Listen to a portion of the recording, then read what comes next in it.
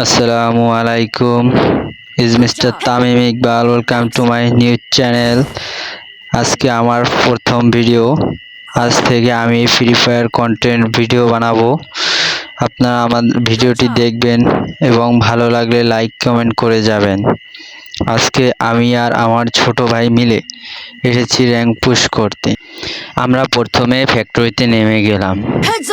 ফ্যাক্টরিতে নামার পর আমি বেশিরভাগ MP40 বা M14 এই গানগুলো চালাই। আমি আমার ছোট ভাইকে বলে দিলাম যে তুই MP40 বা M14 গানটি পেলে আমাকে বলবি।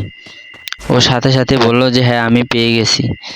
তারপর আমি বললাম তাহলে আমাকে দিতে গিয়ে একটা কাহিনী হয়ে গেল। দেখেন, যখনই MP40টা আমি হাতে নিলাম তারপরে উপর থেকে ফ্যাক্টরির ছাদ থেকে একটি এনিমি আমাকে কিল করে দিল। আমার ছোট ভাই এতটা পরিমাণ নুব ছিল যে তাকে বলে বলে দিতে হয় কোন দিকে কি যাবে এবং কিভাবে রিভাইভ দিবে, সেটাও সে ঠিকমতো বলতে পারে না। ও তো অবশ্যই নতুন খেলে, সেই জন্য একটু বুঝতে অসুবিধা হয়, কিন্তু আমার সাথে খেলতে খেলতে শিখে যাবে। তারপর রিভাইভটা দিয়েই দিল। তারপর আমি আবারও নেমে গেলাম ফ্যাক্টরির ছাদে।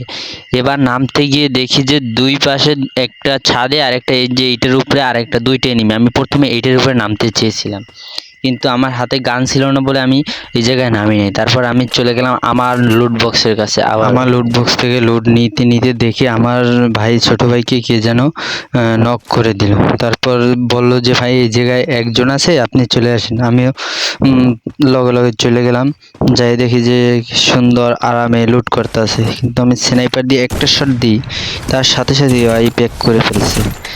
প্যাকটা ফাটিয়ে মারতে মারতে দেখি আমাকে মারার পর আমাকে পিছন থেকে যে মারছে, পিছন থেকে মারতে আমি গুলাল একটা মারতে যে কতগুলো গুলাল মেরে ফেলছি। তারপর দেখি যে ওর নেট নাই। তারপর সতর্কতা অবলম্বন করার জন্য উকং হয়ে আমি এম করে মারার চেষ্টা করছিলাম, কিন্তু এমটা লাগে না ঠিক মতো। তারপর দেখি যে নেট নাই, তখন সুন্দরভাবে সাজিয়ে গুছিয়ে তারপর মেরে দিলাম। তারপর আর কি করার, এই জায়গা থেকে লুট করে তারপর আমার ছোট ভাইকে তো রিভাইভ দিতে হবে। সেই রিভাইভ দেওয়ার জন্য ঘ্যান ঘ্যান করতেছিল। তাই আমার কাছে তো ছিল 300 কয়েন, তাই আমি এই জায়গায় কয়েনটা খেয়ে চলে গেলাম ডাইরেক্ট ক্লক টাওয়ার থেকে রিভাইভ দেওয়ার পর এই জায়গায় আশেপাশে কিছুক্ষণ লুট করলাম। লুট করার পর দেখি যে সামনে যে আমাদের আর্সেনালটা আছে, সেই আর্সেনালটা খোলা হয়ে গেছে। আমি বললাম 100% এই জায়গায় এনিমি আছে, সেই জায়গায় তো যেতে হবে। তাই আমি বললাম যে ছোট ভাই তুই আমার সাথে আয়, আমার পিছনে থাক, আমি যাচ্ছি এগিয়ে। যেতে যেতে দেখি ভিএসএস তো এখন মারাত্মক চলে, তা তো আপনারা সবাই জানেন। আমি প্যারাফেলটা ফেলে দিয়ে ভিএসএসটা নিয়ে নিলাম। ভিএসএসটা দিয়ে সেই রকম একটা ড্যামেজ দিলাম। তারপর MP40 বাংলা জাতা দিয়ে এনিমিকে খালাস করে দিলাম। খালাস করার পর ফিনিশ করে কিছুক্ষণ লুটপাট করলাম। তখনই দেখলাম আমার ফেভারিট গান M14 ওর ভেগে। আমি পেয়ে তো পুরাই খুশি। তারপর গাড়িটা নিয়ে সেফ জোনের দিকে রওনা হলাম, কিন্তু দেখলাম সামনে ওই যে মাত্র আকাশ থেকে একটি এনিমি নামলো। তারপর এই জায়গায় গাড়িটা দাঁড় করিয়ে আমি তাকে M14 দিয়ে সেই রকম একটা ড্যামেজ দিয়ে মেরে ফেললাম, কিন্তু পিছন থেকে কে জানি AWM চালায়, AWM দিয়ে আমাকে একটা হেডশট দিয়ে দিল। আমি প্রথমে খেয়াল করতে পারিনি। তারপর আমার ছোট ভাই ওই জায়গায় আরেকটা ছিল, ওইটাকে ফিনিশ করে দিয়ে তারপর বললাম যে আমাকে রিভাইভ দিতে ছিল। ততক্ষণে স্নাইপার আলা প্লেয়ারটা আমাদের দিকে এগিয়ে আসতে থাকে। আমি তাড়াতাড়ি একটি সুপার মেডকিট মেরে নিলাম। তারপর এখান থেকে বের হতে হতেই আমাকে একটি স্নাইপারের শট লাগিয়ে দেয়, কিন্তু আমি MP40 বাংলা জাতা দিয়ে তাকেও শেষ করে দিলাম। তারপর এখান থেকে মোটামুটি ভালোই লুটপাট করে আমি বেরোচ্ছিলাম জোনের দিকে। তখন দেখি জোন থেকে এক পুচকে ছেলে আমার ছোট ভাইকে বিরক্ত করে। M14 দিয়ে দিলাম ওর মাথার ঘুলি ঘুরিয়ে। তারপর জোনে ঢুকতেই দেখি যে আকাশ থেকে নেট নাই এমন একটি প্লেয়ার নামতেছিল। তখন গিয়ে তাকেও একটি M14 এর হেডশট দিয়ে তাদের টিম ওয়াইপ আউট করে দিলাম। টিম ওয়াইপ আউট করার পর কিছুক্ষণ লুটপাট করলাম, এদিক সেদিক ঘোরাঘুরি করলাম, কিন্তু কোনো এনিমির সাথে দেখা হয়নি। তারপরে যে একটা ড্রোন ছিল, ড্রোনটি পেয়ে আমি ড্রোনটি মেরে দিলাম।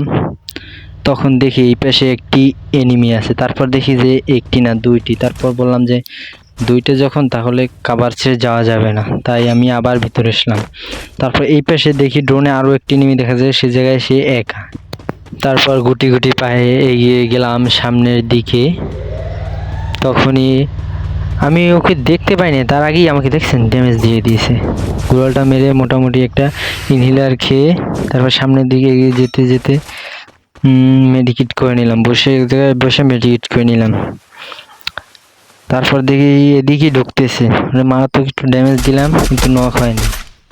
তারপর আবারও ড্যামেজ দিলাম। এদিকে আমার ছোট ভাইকে বললাম যে আমার সাথে আয়, সে আমার সাথে না এসে চালাক একা একা গেছে, গিয়ে তো খেলো নক। এই জায়গায় বসে তারপর আমি বেশ রিপেয়ারটা করে নিলাম।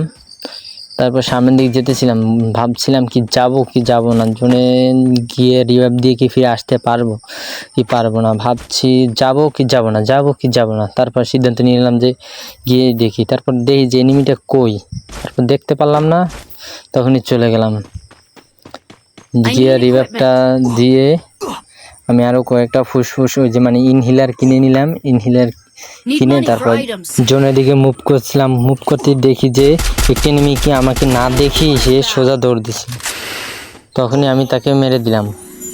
এক্সপি আমার কি কাটাটা যে কাটছিল সেই জায়গায়, ওই জায়গায় যদি আমার ওই যে হেলথ বাড়ে ওই ড্রোনটা যদি না থাকতো তাহলে হয়তো আর আমি জোনে ঢুকতে পারতাম না। তারপর ঢুকে এই জায়গাতে কিছুক্ষণ লুটপাট করে এখন দেখি যে এনিমি আছে টোটাল 4 জন, তার ভিতরে আমরাই 2 জন, আর আছে 2 জন। খুঁজতে খুঁজতে পেয়ে গেলাম যে ওই পাথরের গোড়ায় আছে। তারপর দেখেন মোটামুটি ভালোই ড্যামেজ দিয়ে দিয়েছিলাম, FGL মারলাম, দেখেন মোটামুটি ভালোই ড্যামেজ দিল কিন্তু কেউ নক হইল না। তখন কি করার, আমার পুচকির ছোট ভাই ও গেল রাশ করতে গিয়ে যখন দেখে আবার 2 জন, তখন আমার ব্যাগ চলে আসে। আমি দেখে তো আবার কই যায়, তুই আমার সাথে আয়। এই যে একটা হাস্যকর বিষয়, 2 জন এক জাতাতেই 2 জন মরে যায়, শেষমেশ ভুইয়া।